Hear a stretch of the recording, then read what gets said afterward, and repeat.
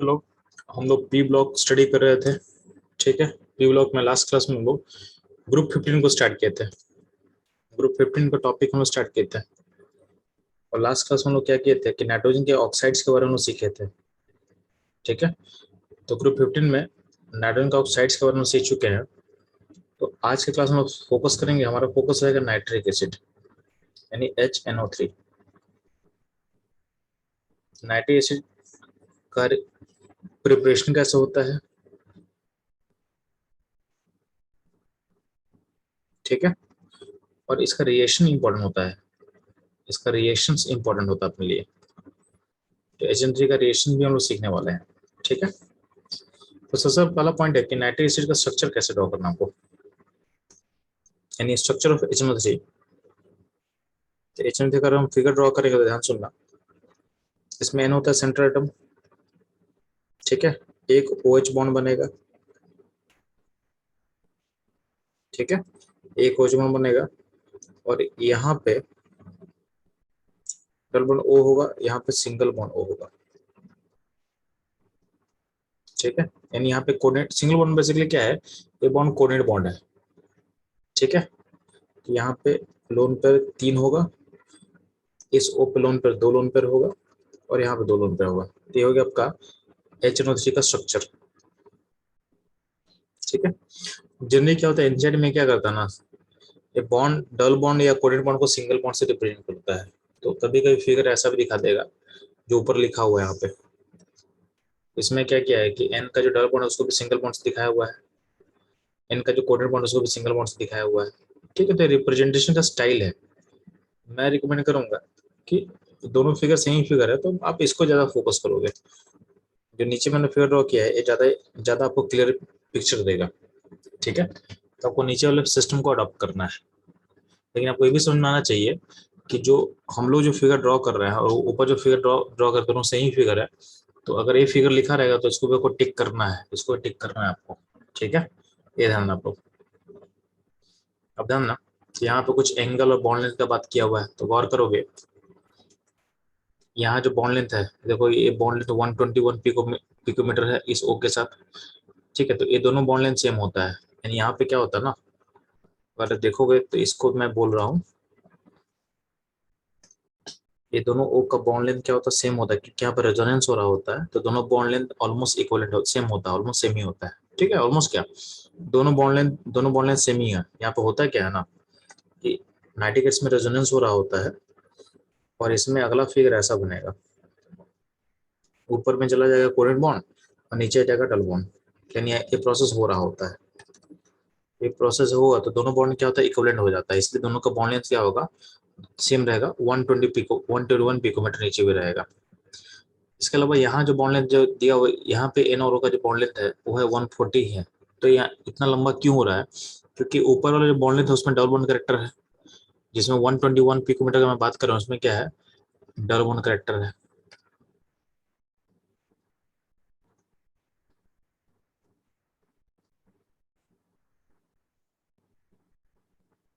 इसमें double bond character है। और यहाँ पे क्या है, यहाँ वाले एनओ में डबल बॉन्ड करेक्टर नहीं है, सिंगल बॉन्ड करेक्टर है। तो सिंगल बॉन्ड के कारण क्या बॉन्ड लेंथ क्या होता है, लंबा है। दिख रहा है आपको। ठीक है। ये ध्यान देना आपको। ठीक है। तो ये चीज इंपॉर्टेंट पॉइंट है, आपको नोट करना है। पहला पॉइंट ध्यान देना कि हम इसको बनाते कैसे हैं। तो लेबोरेटरी में ध्यान, लैब में क्या किया जाता है कि नाइट्रेट का सॉल्ट लिया जाता है। ठीक है। तो KNO3 हो या फिर NO3 इसको हम लेते हैं। इस सॉल्ट को हम हीट करते हैं in presence of H2SO4। In salt को हम हीट करेंगे तो यहाँ पे एक आयन का एक्सचेंज होगा। यहाँ पे सोडियम नाइट्रेट या पोटेशियम नाइट्रेट में मेरे को मिलेगा नाइट्रेट आयन और H2SO4 से क्या मिलेगा जी, हमको H+ मिलेगा। तो ये नाइट्रेट और H+ आयन कंबाइन करेगा और बन जाएगा नाइट्रिक एसिड, बन जाएगा नाइट्रिक एसिड। तो बेसिकली यहाँ पे हो क्या रहा है, यहाँ पे हो रहा है आयन का एक्सचेंज। यहाँ पे नाइट्रिक एसिड बना रहे हैं by ion exchange, by ion exchange. ठीक है। ये ध्यान देना आपको। तो ये लैब लैब में हम कैसे बनाएंगे। नेक्स्ट फोकस ध्यान से सुनना।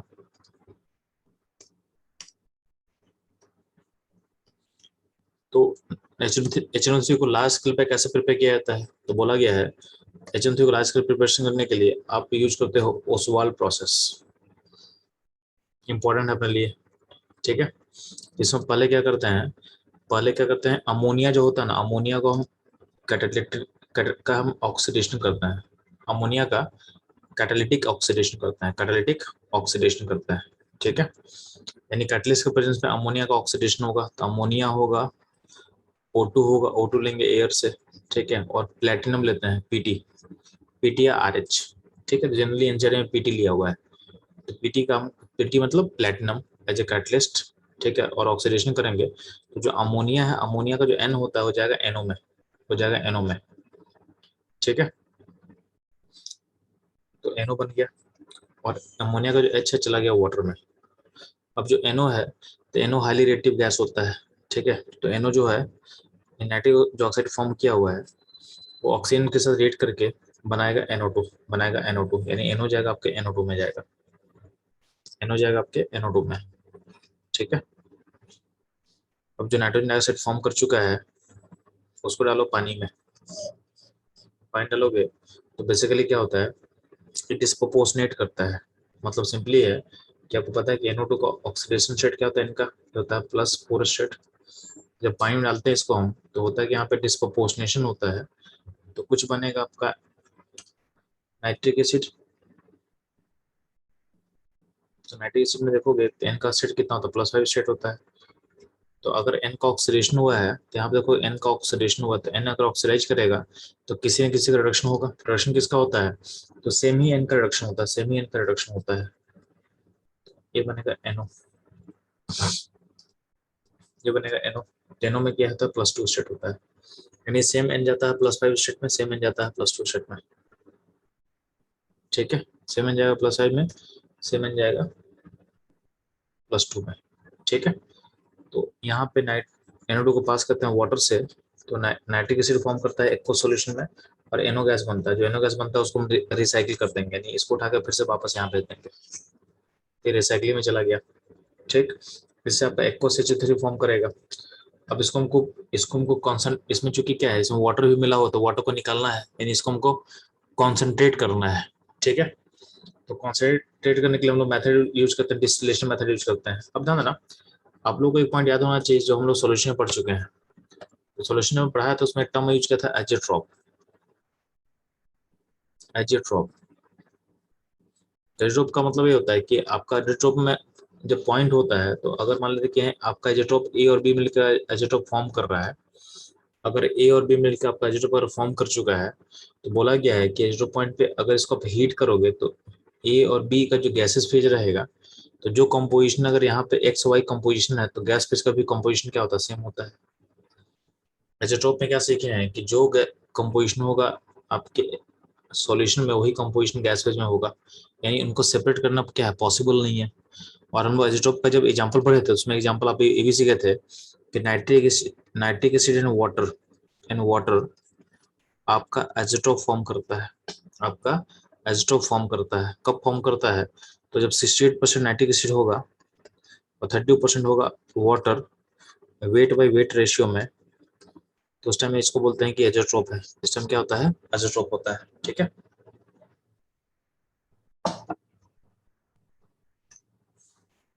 तो पॉइंट ये है, इसको आपको फॉलो करना है, इसको आपको फॉलो करना है। तो पॉइंट है कि अगर ऐसा सिचुएशन हो जाएगा, तो अगर आप इसको हीट करोगे ना, तो अगर जब ये कंपोजिशन अगर सिस्टम में आ गया, तो यहाँ पे अगर इसका अमाउंट अगर x है और इसका y है, तो वेपर में भी नाइट्रिक एसिड का अमाउंट x होगा और y होगा। मतलब इन दोनों को अलग करना पॉसिबल नहीं, हीटिंग करके, यानी डिस्टिलेशन करके इन दोनों को अलग करना पॉसिबल नहीं होगा, ठीक है। वही बोला गया कि नाइट्रिक एसिड और वाटर के सॉल्यूशन को अगर डिस्टिलेशन करेंगे, तो कब तक हम उसको सेपरेट कर पाएंगे, जब तक कंपोजिशन यहाँ तक ना पहुंच जाए। तो जब नाइट्रिक एसिड का अमाउंट 60% रीच कर जाता है, उस टाइम में क्या होता है, उसके बाद फर्दर डिस्टिलेशन मेथड अप्लाई नहीं कर पाओगे, ठीक है। क्यों, कि इस पॉइंट पे क्या होगा, सिस्टम बनाता है एजेट्रोप, एजेट्रोप फॉर्मेशन के कारण ये फर्दर नहीं हो पाता है, ठीक है। तो आपको फर्दर अगर आपको वाटर निकालना है उसमें से, तो हम क्या करते हैं, तो बोला गया है कि for further concentration to 98% can be achieved by the dehydration with a concentrated H2SO4 यानी फर्दर वाटर निकालने के लिए हम लोग H2SO4 का यूज करते हैं, H2SO4 का यूज करते हैं। ठीक है, ये ध्यान रखना।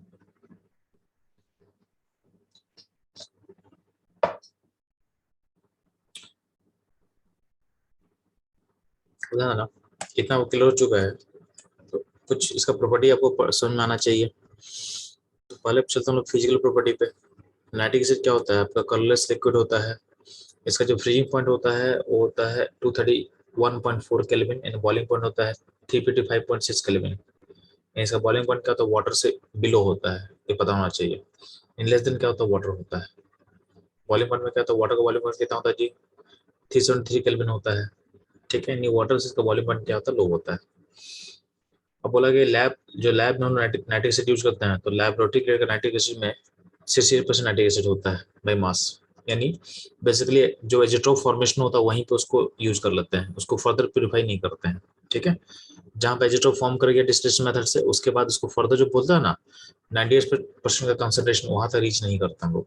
ठीक है, अब अगला पॉइंट है कि in gaseous state nitric acid exist as a planar molecule. ये भी सही है। क्यों? क्योंकि नाइट्रिक एसिड में जो एन का हाइब्रिडेशन होगा वो पता होना चाहिए। हाइब्रिडेशन क्या होता है इनका? एन का हाइब्रिडेशन होता है sp2। एन का sp2 है तो sp2 को जो तीनों बॉन्ड इसका है वो प्लेन में रहेगा। क्या रहेगा? प्लेन में रहेगा। ठीक है, sp2 का क्या होता है? sp2 का शेप होता है ट्रायंगल प्लेनर, तो क्या होगा? इन प्लेन रहेगा, इन प्लेन रहता है। ठीक है, उदाहरण इन एक्व सॉल्यूशन में लेंगे तो नाइट्रिक एसिड क्या होता है? अपना H+ को लूज करता है, क्योंकि स्ट्रॉन्ग एसिड की तरह बिहेव करेगा। तो नाइट्रिक एसिड एक स्ट्रॉन्ग एसिड की तरह बिहेव करता है और अपना H को लूज करेगा। ठीक है, उसका H को लूज करेगा तो उसका H गेन कौन करेगा? तो वाटर मॉलिक्यूल अपना लोन पर देके उसके H को गेन कर लेता है, तो नाइट्रेट आयन बनता है और यहाँ बनेगा HCO+ यानी हाइड्रोजन आयन फॉर्म करता है।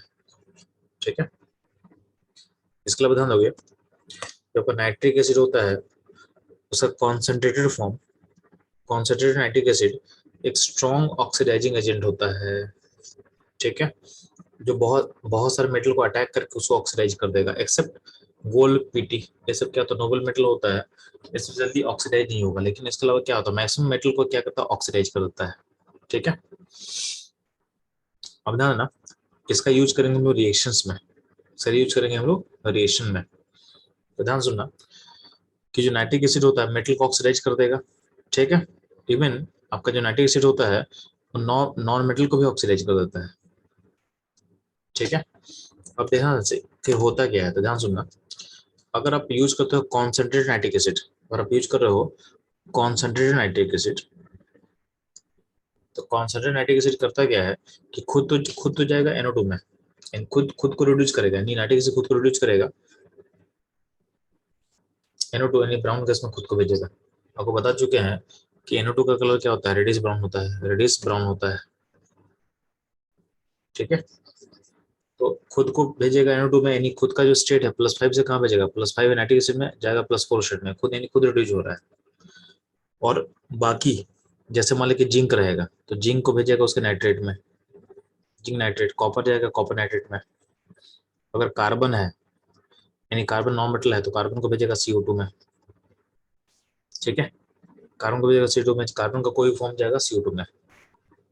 ठीक है, ये ध्यान देना। कार्बन का बोला गया चारकोल, चारकोल फॉर्म होता है ना, उसमें जाएगा CO2। कार्बन अगर डायमंड के फॉर्म में होगा तो डायमंड में नो रिएक्शन होगा, डायमंड को ऑक्सीडाइज नहीं कर पाता है। तो कार्बन का फॉर्म डायमंड के फॉर्म में होता है, ऑक्सीडाइज नहीं होगा। ठीक है, बेसिकली क्या होता है ना, आप ध्यान देना, जितना भी नॉन मेटल है ना, जितना भी नॉन मेटल है सबका अपना एक एसिड होता है। ठीक है, तो आपको पता है कि non metal oxide acid acid form करता है, तो हर नॉन मेटल का अपना एक एसिड होगा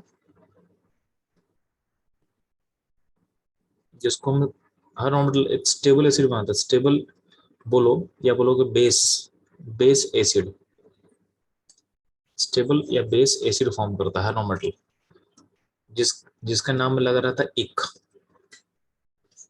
ठीक है, उसका नाम हम लोग इक लगाते हैं, इक, इक एसिड। जैसे एग्जाम्पल कि अगर बोलेंगे कि बोरोन का कौन सा एसिड होगा? इक एसिड। तो बोरोन के लिए एसिड होता है boric acid, H3BO3 boric acid. अगर कार्बन होगा ध्यान ना, कार्बन जाएगा कार्बोनिक एसिड में। और आपको पता होना चाहिए कि कार्बोनिक एसिड क्या होता है, अनस्टेबल होता है। क्या होता है? ये होता है अनस्टेबल। हल्का भी हीटिंग मिलेगा तो कार्बोनिक एसिड ब्रेक कर जाता है किसमें?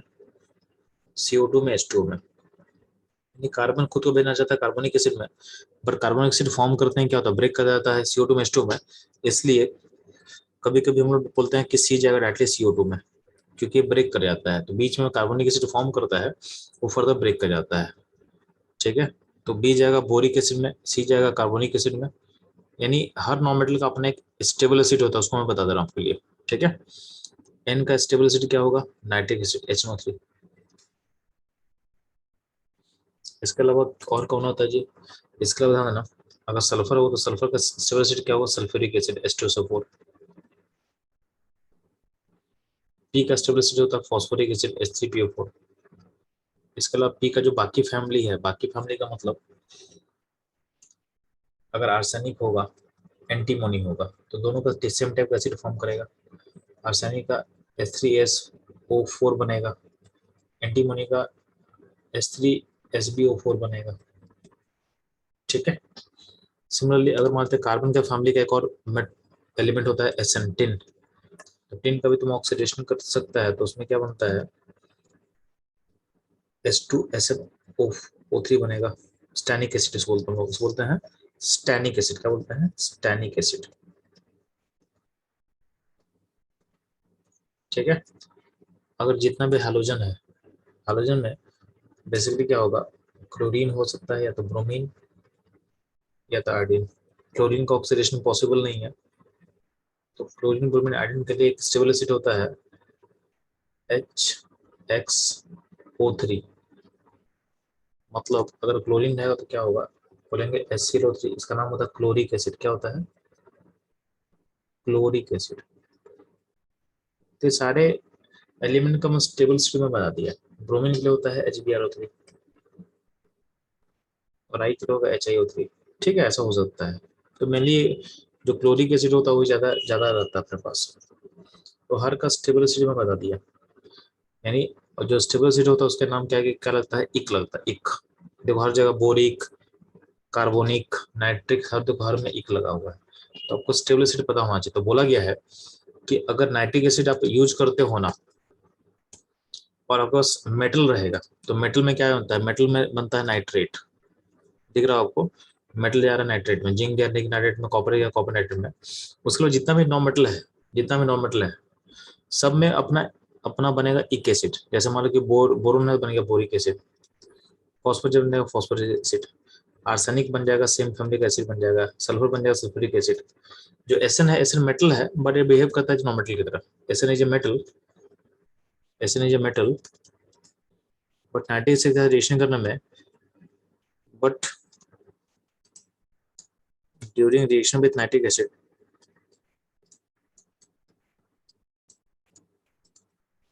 it behave as a it behave as a non-metal, behave as non-metal। मेरे पास कार्बन एक, चूंकि कार्बन फैमिली का है, तो कार्बन जो होता है तो वो बनता है कार्बोनिक एसिड, लेकिन जो कि ब्रेक कर जाता है, जो कि ब्रेक कर जाता है H2CO2 में। वही यहाँ पे एसएन जो होगा, एसएन बन जाएगा H2SnO3 बन जाएगा। सेम तरीके से I2 बन जाएगा HiO3। ठीक है, अगर हमारे पास Cl2 होता है तो Cl2 क्या बन जाता है? Cl2 बन जाता है HCl3 बन जाता है H2। ठीक है, तो ये आपको इतना पता होना चाहिए था। तो जितना भी नॉन मेटल होगा उसका एक एसिड बन जाता है, उसका एक एसिड बन जाता है, जो कि यहाँ लिखा हुआ है।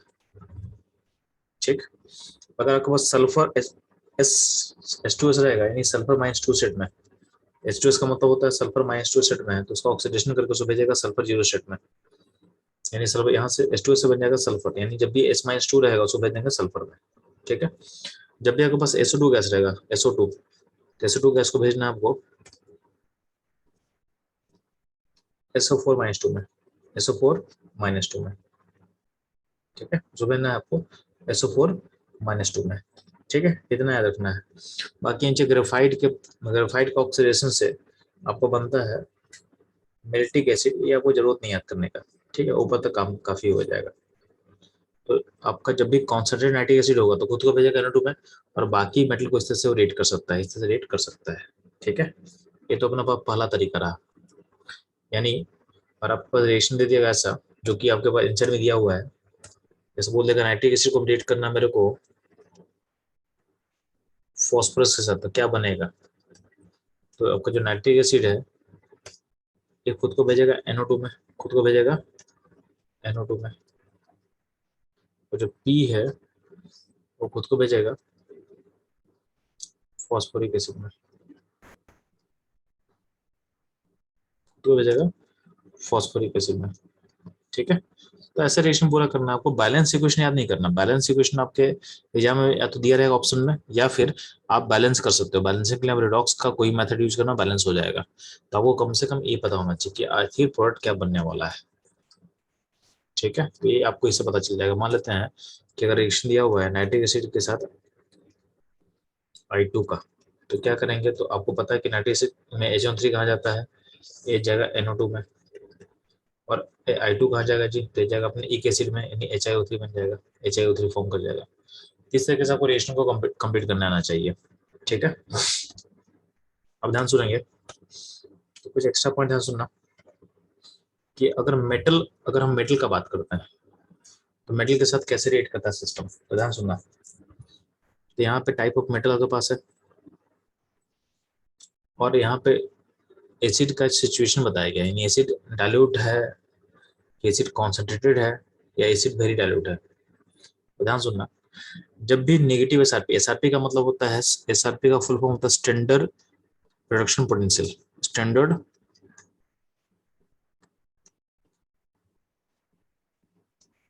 Production potential.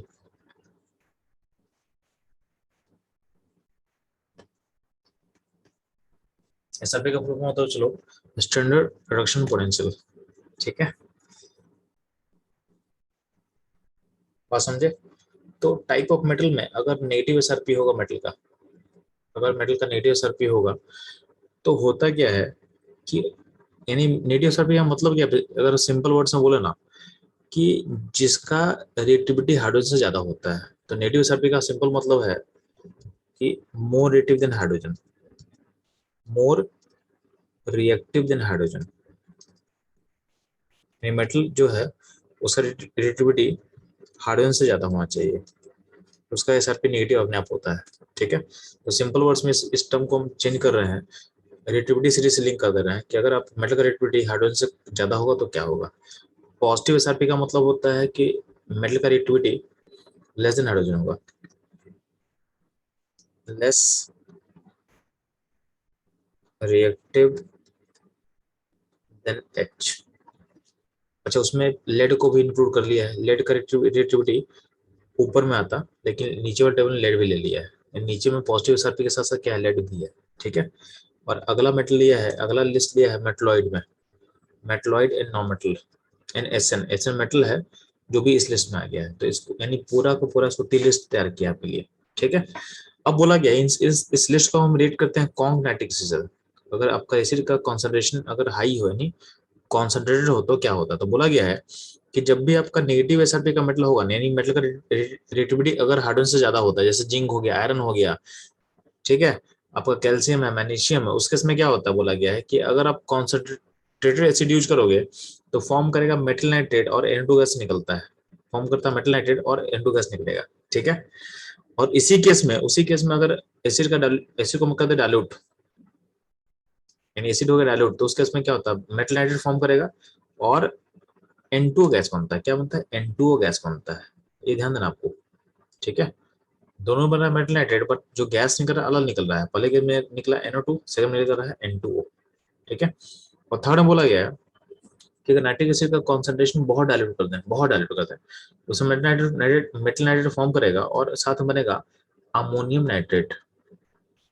अमोनियम नाइट्रेट, ये ब्रैकेट लिखा या और लिखा हुआ अमोनिया। ठीक है, ये आपको सोचना है कि अलग अलग कॉन्सेंट्रेशन पे आपका जो प्रोडक्ट है वो अलग निकल रहा है। ठीक है, तो ये हो गया ऑल अबाउट नेगेटिव एसआरपी का मेटल, यानी जो मेटल हार्डन से ज्यादा रिएक्टिव होगा उसके लिए हम बता लिए। अगला पॉइंट है पॉजिटिव एसआरपी का मेटल। ठीक है, यानी लेड, और लेड के साथ क्या होगा? तो बोला गया है कि एसिड अगर कॉन्सेंट्रेटेड होगा, एसिड का कॉन्सेंट्रेशन अगर हाई होगा, यानी एसिड कॉन्सेंट्रेटेड होगा, तो बनता है मेटल नाइट्रेट बनेगा और NO2 गैस निकलेगा। सेम चीज सेम तरीके से हो रहा काम। अगर एसिड डाइल्यूट होगा तो उस केस में क्या होगा, आपको बनेगा मेटल नाइट्रेट बनेगा और साथ में निकलेगा NO गैस। यहाँ पे गैस NO है, यहाँ पे गैस NO है, इसको ध्यान देना। डाइल्यूट वाले में अगर नेगेटिव सरफेस का मेटल होता तो बनता है NO गैस, और अगर पॉजिटिव सरफेस का मेटल है और प्लस लेड है तो बनता है NO गैस। और पॉजिटिव सरफेस का जो मेटल होता है वो वेरी डाइल्यूट एसिड से रिएक्ट नहीं करेगा, यहाँ लिखा हो नो रिएक्शन, यहाँ लिखा हो नो रिएक्शन, ठीक है। लास्ट में बोला हुआ, लास्ट जो अपन टेल बना हुआ है मेटलॉइड का। मेटलॉइड बोला हुआ है कि मेटलॉइड या नॉन मेटल, मेटलॉइड का मतलब क्या हो गया आपका, Sb है, ठीक है, आर्सेनिक है, ये सब मेटल लिस्ट में हो जाएगा। नॉन मेटल में क्या होगा, कार्बन, सल्फर, आयोडीन, ये सब नॉन मेटल का पार्ट हो जाएगा। और एसएन हो जाएगा मेटल का पार्ट, एसएन हो गया मेटल का पार्ट। तो इन सब में क्या बोला गया है कि अगर कॉन्सेंट्रेटेड एसिड यूज करेंगे तो बनेगा एक एसिड, जो कि मैं बता चुका हूँ आपको, ठीक है। तो नाइट्रिक एसिड बनेगा NO2 में, यानी NO2 गैस निकलेगा और साथ में बनेगा एक एसिड, जो कि हम लोग ऑलरेडी कवर कर लिए हैं, ठीक है। और ये सब जो भी एलिमेंट्स है वो डाइल्यूट नाइट्रिक एसिड या फिर वेरी डाइल्यूट नाइट्रिक एसिड से रिएक्ट नहीं करता है, नहीं करता है, ठीक है। तो अगर ये टेबल आपको याद रहेगा तो आप सारा रिएक्शन को खुद से सोच सकते हो, खुद से आप सोच सकते हो, ठीक है। फॉर एग्जाम्पल ध्यान रखना, नीचे में देखो जिंक का रिएक्शन दिया हुआ, तो जिंक का रिएक्शन अगर डायरेक्ट नाइट्रेट से करेंगे, डाइल्यूट के साथ करेंगे, तो बनेगा जिंक नाइट्रेट और N2 गैस बनता है। यानी जिंक कहाँ बिलोंग करेगा, जिंक बिलोंग करेगा फर्स्ट सीरीज में, यानी नेगेटिव सल्फेट का मेटल होता है जिंक, तो उससे अकॉर्डिंग रिएक्शन हो गया। और अगर अगर आपका एसिड क्या होता, कॉन्सेंट्रेटेड होता, तो उस केस में क्या होता, बनता जिंक नाइट्रेट और N2 गैस बनता। कॉपर का बात करते हैं तो कॉपर कहाँ बिलोंग करेगा, तो कॉपर का जो रिएक्टिविटी होता है वो हाइड्रोजन से कम होता है, उसका रिएक्टिविटी क्या होता है, हाइड्रोजन से कम होता है। तो अगर डाइल्यूट लोगे तो बनेगा कॉपर नाइट्रेट और बनेगा NO गैस बनता है। और अगर ऐसी एसिड का कॉन्सेंट्रेशन क्या होगा, हाई होगा, तो बनेगा copper nitrate plus NO2 gas बनेगा, ठीक है। तो मतलब जो हम लोग टेबल पढ़ रहे हैं उस टेबल से आप रिएक्शन को लिंक कर सकते हो, तो आपको जो रटने का जो कैपेसिटी है ना, यानी आपको रटने का जो नीड है वो कम हो जाएगा। तो ऐसा नहीं कि इनऑर्गेनिक बस हमको रटना होता है, चीजों को हम रटने की चीजों को हम मिनिमाइज कर सकते हैं, ठीक है। ये आपको समझ में आना चाहिए।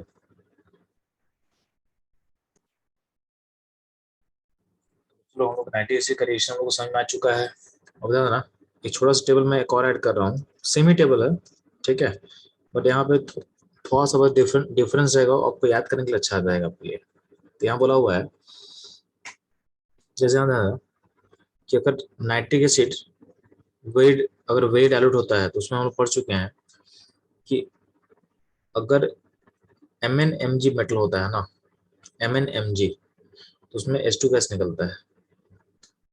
ये बहुत इंपॉर्टेंट चीज ध्यान देना कि वेरी H2 गैस जनरली जो नाइट्रिक एसिड होता है, तो आप लोग पढ़ते होंगे कि मेटल प्लस एसिड गिव्स क्या होता है, सॉल्ट प्लस H2।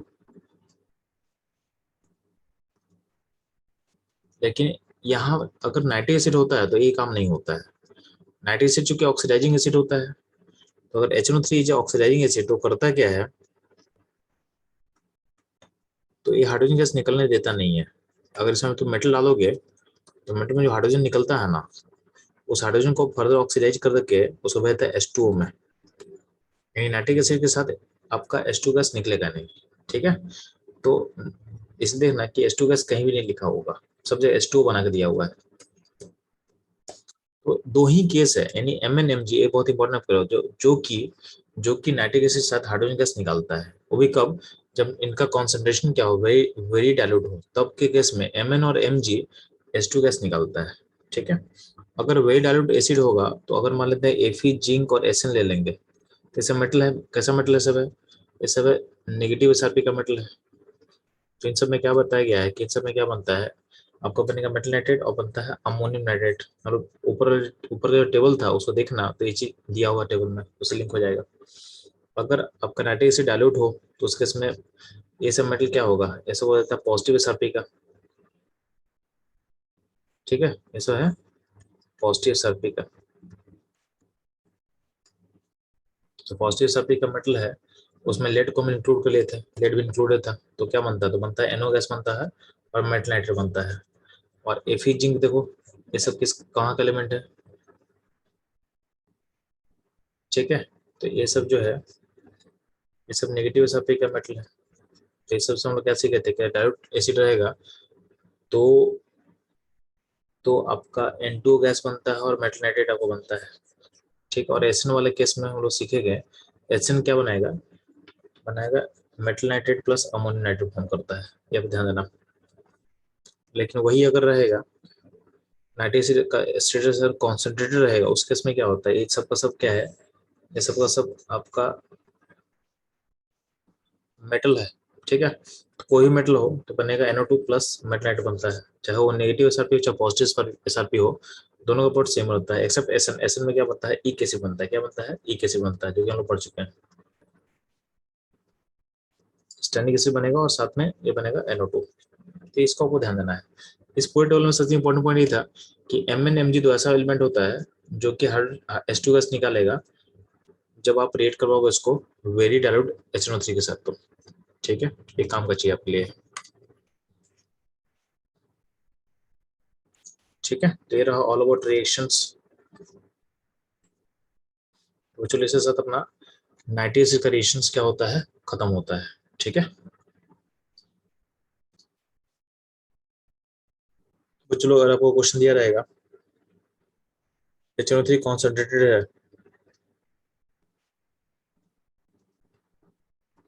इसमें डाल देंगे हम लोग डाल देंगे जिंक, तो क्या करोगे, तो बनाओगे आप जिंक नाइट्रेट बना देना, और जो नाइट्रिक एसिड हो जाएगा NO2 में, जाएगा NO2 में। ठीक है, सिमिलरली अगर मान लेते हैं कि HNO3 कॉन्सेंट्रेट दिया हुआ है और अगर पास आपको दिया हुआ है यहाँ पे हमको दे देगा, मान लेते हैं कि आर्सेनिक, तो क्या करेंगे हम लोग जी, तो हम बनाएंगे H3SO4 जाएगा आर्सेनिक और ये जाएगा NO2 में। ठीक है, तो ऐसा क्वेश्चन आपसे पूछ सकता है, मान लेते हैं कि मेरे को दिया हुआ है HNO3 डाइल्यूट और आयरन दिया हो, तो क्या करेंगे आप, जिंक का तो हम पढ़ चुके हैं, जिंक में क्या बनता है, जो जिंक में बनता है यहाँ बनेगा, तो बनेगा फेरस नाइट्रेट और N2 गैस बनेगा, N2 गैस बनेगा। ठीक है, अगर हम इसमें जिंक डाल देंगे तो सेम बनेगा, जिंक में क्या बनता है जी, जिंक नाइट्रेट फॉर्म करेगा और NO गैस N2 गैस बनेगा। इसमें कॉपर डालेंगे तो कॉपर चूंकि पॉजिटिव एसआरपी का मेटल होता है, तो कॉपर वाले केस में क्या बनता है जी, तो बनेगा कॉपर नाइट्रेट बनेगा और इसमें गैस निकलेगा NO गैस निकलेगा, इसमें गैस निकलेगा NO गैस निकलेगा। ठीक है, तो हम लोग रिएक्शन को प्रेडिक्ट कर सकते हैं। ठीक है, तो ऐसा नहीं है कि हमको रिएक्शन को याद करना पड़ेगा सारा, तो आपका रटने का जो वॉल्यूम है वो कह रहा है कम हो रहा है, आपको पता चल रहा होगा। ठीक है, तो इस तरीके से हम लोग, और ये बहुत इंपॉर्टेंट सेगमेंट है, इसको पता होना चाहिए। अगला पॉइंट, इसको बैलेंस कैसे करेंगे, तो बैलेंसिंग के लिए रिडॉक्स में मैं ऑलरेडी बता चुका मेथड बैलेंस करने का, तो कोई मेथड आप देख लेना उससे बन जाएगा क्वेश्चन। ठीक है, तो मैं आपके साथ शेयर कर दूंगा वीडियो जो बैलेंसिंग में जो काम आ जाएगा, तो उसको आप एक बार देख लेना। ठीक है, बच्चों लोग अपना सर एक सेकंड बच्चा। ठीक है, आप पूछेंगे क्या डाउट है किसको। सर वो आर्सेनिक वाला इक्वेशन फिर से समझा सकते हैं? आर्सेनिक बेटा नॉन मेटल है, सॉरी मेटलॉइड में आ जाएगा आर्सेनिक। तो अब जो नोट्स था उसमें हम लोग पढ़ चुके हैं ना कि जब भी अगर पास, Yes. देखो जब भी मेटलॉइड होगा तो आपको बनाना है ईक एसिड। ठीक है, तो आर्सेनिक का जो, आर्सेनिक चूंकि फॉस्फोरस का ग्रुप एलिमेंट है ना, तो आर्सेनिक का जो आर्सेनिक होता है पी फॉस्फोरस ग्रुप का, तो फॉस्फोरस का ईक एसिड होता है फॉस्फोरिक एसिड, तो आर्सेनिक का ईक एसिड सेम बनेगा, सेम तरीके से H3SO4, और जो आपका नाइट्रिक एसिड है वो जाएगा NO2 में। ठीक है अक्षिता, सर ठीक है बच्चा। ठीक है, चलो तो हम लोग सेशन यहीं पे नहीं करते हैं आज का।